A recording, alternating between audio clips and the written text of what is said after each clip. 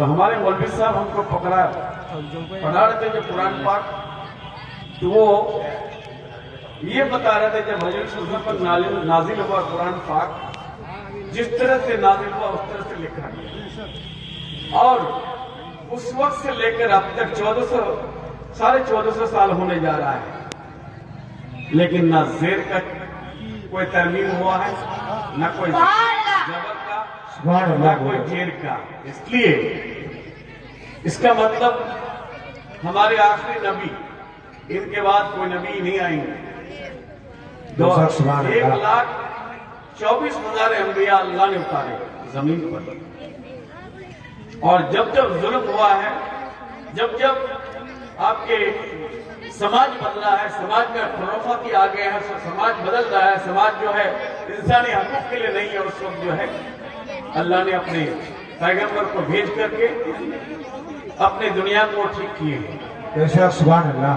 जब मैं गया अब की बार उम्रा करने के लिए जा रहा था, उम्रा में जो ही उम्रा जिद्दा पहुंचा, जिद्दा पहुंचने के बाद जब मक्के की तरफ रवाना हुआ, ड्राइवर से पूछा कि मक्का जब हमको घुसाओगे, क्योंकि इहराम हम लोग पहन लिए थे लंदन ही में, हम लंदन से आ रहे थे, लंदन में इहराम जब पहन के वह आया, जिद्दा से जब उतरा तो टैक्सी लेकर के, गाड़ी लेकर के मक्का पहुंचा।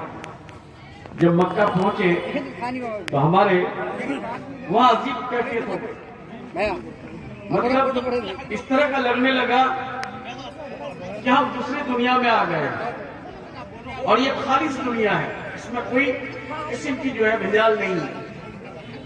ऐसा लगा कि सिर्फ रोए जाए।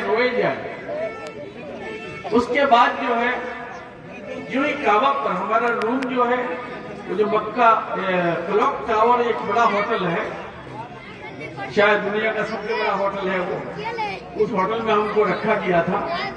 तो हमारा रूम से काबा, अगर सीढ़ी लिफ्ट से नीचे आते हैं तो काबा नजर आते हैं, और रूम में जब गए तो खिड़की से काबा नजर आ रहा था। बहुत यहाँ से वो जो आदमी खड़े हैं इतनी दूरी में जो है काबा नजर आ रहा है। जो ही काबा पर नजर आई हमारी तो आंख से आंसू झरना शुरू हो गया। उसके बाद हम लोग पहले हरम शरीफ में हम लोग वो मक्के, ये क्लॉक टावर में जो हरम शरीफ ही में है, क्योंकि लिफ्ट से नीचे उतरेंगे तो फिर आपको काबा नजर, काबा मीन्स अल्लाह का घर। अल्लाह का घर जहां है वहां पहुंचना सबकी बस की बात नहीं है। क्यों? जिसको अल्लाह बुलाते हैं वही जा पाते हैं। हर मोमिन की ख्वाहिश होती है कि हम वहां तक पहुंचे, लेकिन सबको नसीब नहीं होता। हम उम्रा करने के लिए, हज करने के लिए कितने बार कोशिश किया, लेकिन वीजा का हम लोग का ट्रबल होता है जाने पर। जब माइनॉरिटी अफेयर्स के मिनिस्टर थे, उसकी हुकूमत की तरफ से कहा गया, लेकिन कोई प्रॉब्लम हो गई, जा नहीं पाए। अब की बात 16 तारीख को हमारा वीजा आता है, 17 तारीख को रवाना होते हैं, और रवाना होके जब गए तो अल्लाह की शान देखिए कि वहां जो क्लॉक टावर का जो आपका मैनेजर था, वो हमारे कलकत्ता का निकल गए। वो 2021 से हमारे फोटो को लेके चल रहे थे।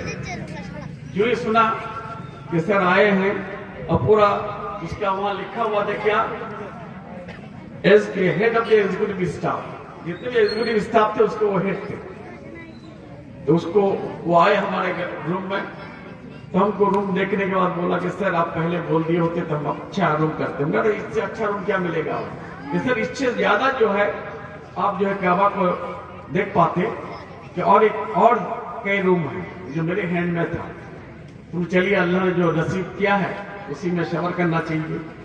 तो फिर जब तवाफ में निकले तो 7 मरतबा चक्कर लगाना पड़ता है, तवाफ करना पड़ता है, 7 मरतबा घूमना पड़ता है। तो हमारी अहलिया, हम, हमारे बच्चे, हमारा बेटा, तीनों जो है हम लोग थे, और हमारे एक दामाद भी थे, उनकी आलिया भी थी, उनके 2 छोटे छोटे बच्चे भी थे। जब मैं घूम रहा था तो मेरी ये कोशिश हो रही थी कि कब हम काबा को छोड़ें। तो 3-4 मरतबा छोड़े हम। एक मरतबा सर जो लगा है तो वहां खो गए। सर लगाने के बाद जो है कहां गए ये हमको एहसास ही नहीं हुआ। उसके बाद यूं ही हमको थोड़ा होश आवास आता है तो देखते हैं कि दूसरे साइड में हम लोग धक्का दे के लेके चले गए। तो हमारी आलिया भी गायब हो गई और हमारा बेटा भी। लेकिन घूमते वक्त, तवाफ करते वक्त हम अपने बेटा को और अपनी आलिया को बोल दिए थे कि मकाम इब्राहिम अलैहिस्सलाम के में खड़े रहना है। इसमें खड़ा रहने से तीनों हम लोग जान लिए, अगर मम्मी अगर गायब हो जाए तो मम्मी भी यही खड़ी होगी, और तुम गायब हो जाओगे तुम भी यही खड़े रहोगे, और हम भी अगर गायब हो जाए तो यही खड़े रहेंगे। तो वो साइन दे दिया। देने के बाद हम मुतमईन हो गए। जब देखते हैं कि दोनों नहीं है, हमारा दामाद भी नहीं है, तो तवाफ करने के बाद 7वां जब तवाफ कर रहे थे तो फिर वहां हम वही पहुंचे। देखते हैं कि हमारा बेटा भी वहां है, हमारी आलिया भी है, हमारा दामाद भी, सब लोग वहां हैं।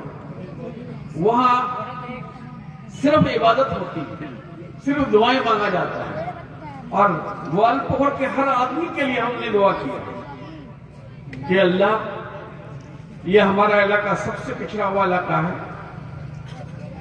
और हजरत बता रहे थे ग्वालपोखर का आपकी वजह से ग्वालपोखर जाने जाते हैं। नहीं हजरत, आप लोगों की वजह से, ग्वालपोखर की वजह से हम जाने जाते हैं। जो ग्वालपोखर के लोग अगर यहां तक नहीं पहुंचाते तो फिर हमको कौन जानता। एक मास्टर, बहुत सारा मास्टर है।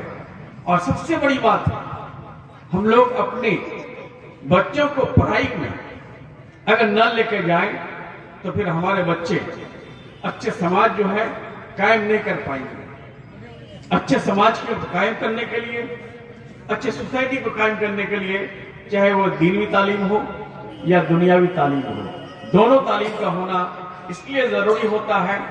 दीनी तालीम अगर नहीं लेंगे तो अल्लाह का खौफ, हुजूर सल्लल्लाहु अलैहि वसल्लम की जो रिस्पेक्ट होता है वो कभी नहीं हो पाएगा। और दुनियावी तालीम अगर न ले तो फिर दुनिया में हम पीछे पड़ जाएंगे। इसलिए दोनों तालीम की जरूरत है। दोनों तालीम हम लेकर के हम अपने समाज को जो है अच्छा बनाने की कोशिश करें। और जो अच्छे समाज होते हैं वहां जो है हमने देखा, लंदन में भी एक आर्म फोर्स हमको मिला नहीं, कोई लंदन में मैंने घुमा, जब किसी के पास बंदूक नहीं। और दूसरा जब मक्का पहुंचा वहां भी कोई आर्म फोर्स नहीं। जब मदीना पहुंचा, सुकून की जगह है।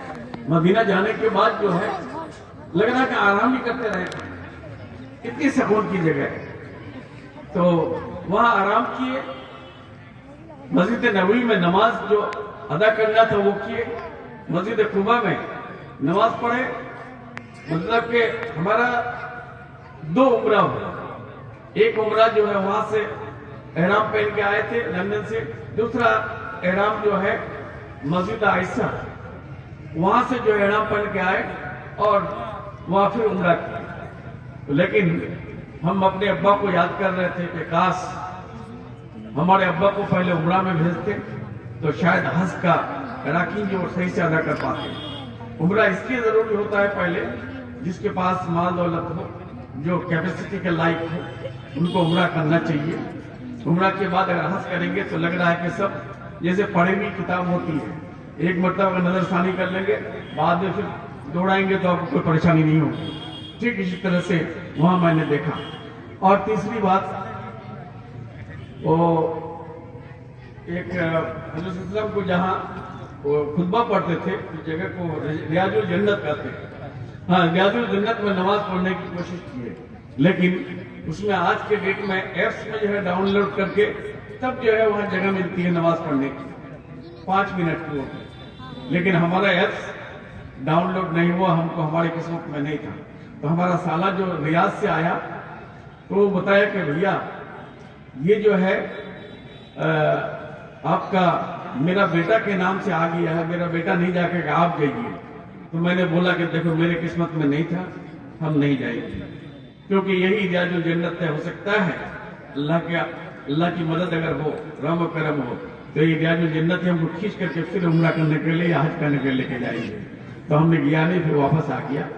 उसके बाद चले गए दुबई। वहां भी जो है कोई फोर्स नहीं देखे।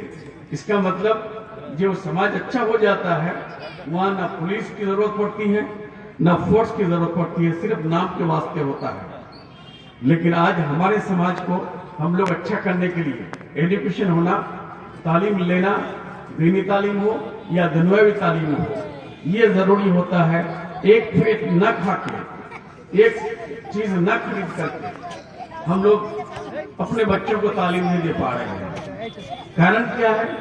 लोगों में कंपटीशन आ रहा है। वो इस तरह का बाइक ले रहा है तो हम उससे अच्छा बाइक लेंगे, ये अच्छी गाड़ी ऊपर बैठा है तो वो और इससे अच्छी गाड़ी ले। घर अगर ऐसा है तो घर वैसा बनाए। सारा चीज मेरी बड़ी अम्मी परसों इंतकाल कर गई, सिर्फ कफन लेके गई। और कफन में पॉकेट होता है क्या? हा? नहीं होता है।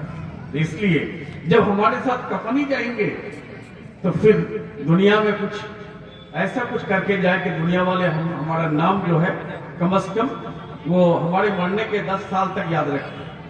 अगर हम मर गए, कोई जाने नहीं, तो फिर पैदा होना मरना बराबर हो गया, हमारा दुनिया में कोई फंक्शन ही नहीं रहा।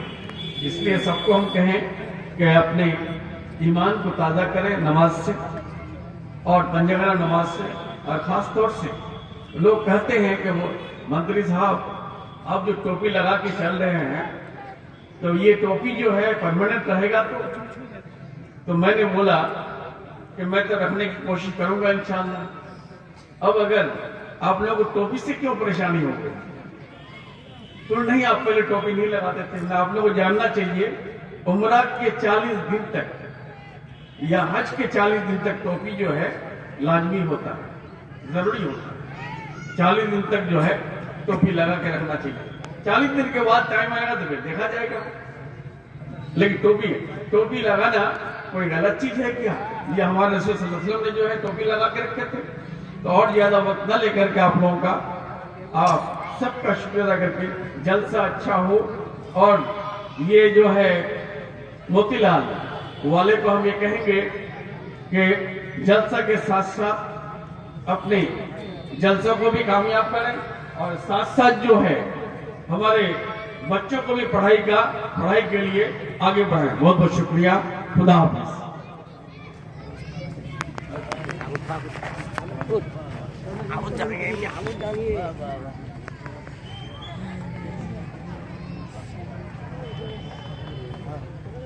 नाजिम कौन है यहाँ? ये नाजिम साहब के लिए हमारे नारे तकबीर, आपके लिए नारे रिसालत या रसूलल्लाह। और ये हार जो है कहाँ? और नहीं, और मौलाना कौन है यहाँ?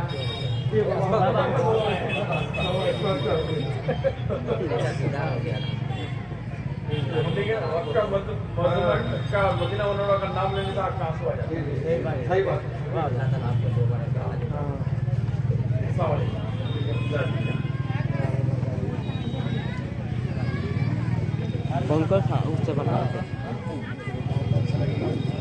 सुभान अल्लाह, सुभान अल्लाह। गुलों में रंग भरे बादे नौबहार चले, गुलों में रंग भरे बादे नौबहार चले, चले भी आओ कि गुलशन का कारोबार चले। गुलों में रंग भरे बादे नौबहार चले, चले भी आओ कि गुलशन का कारोबार चले। नातिया दौर चले, दौर चले, दौर चले, एक बार और चले, और चले, और चले। नाते नबी गुनगुनाने के लिए मैं आवाज दूंगा। सबसे पहले मोतीलाल के इमाम साहब हजरत अल्लामा मौलाना गुलाम अशरफ साहब को जो आए और अपनी भीनी भीनी आवाज से हम सामीन के मुर्जे कुलूब को जगाए। मैं गुजारिश करूंगा अतराफ में जो खड़े हैं वो लोग, बड़े मेहरबानी आप लोग इधर आकर के बैठ जाए। जो लोग रोड पे खड़े हैं पिंडाल के सामने बैठ जाए, इधर उधर ना खड़े हो, क्योंकि अब इंशाअल्लाह रहमान एक के बाद एक से एक